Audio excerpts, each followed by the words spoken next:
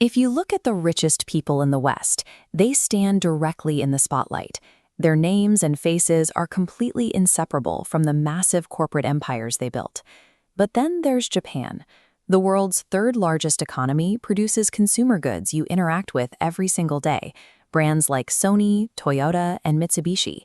Yet if you try to find the Japanese equivalents of Musk or Bezos topping the public Forbes wealth lists, you won't see them. These are the silent shoguns, families that have guided Japan's path for generations while keeping their names off public registers.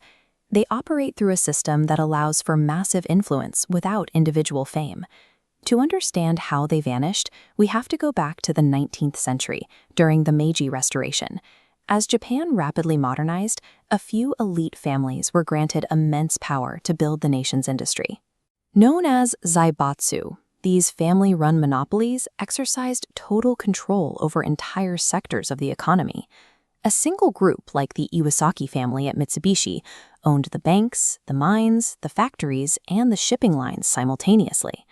Following World War II, the United States identified this extreme concentration of economic power as a distinct threat.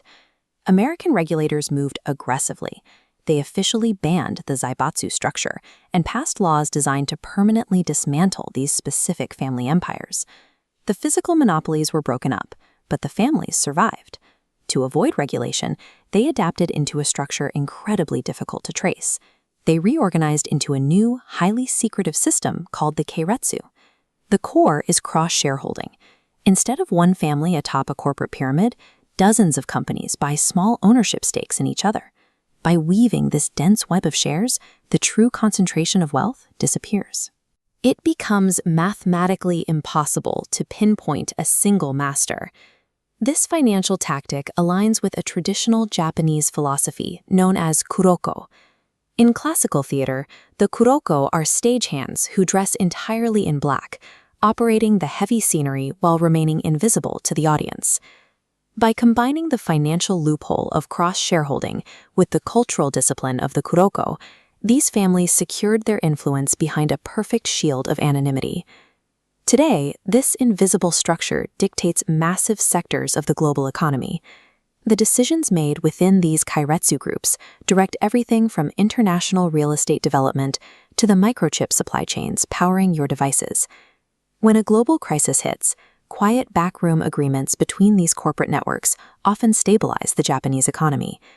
The people directing these trillion-dollar assets don't live behind compound walls or broadcast their daily routines to the public. They walk the crowded streets of Tokyo, blending directly into the morning commute. We live in a society obsessed with personal branding and radical transparency. But maybe the ultimate form of power is the ability to pull the strings without anyone knowing you're there.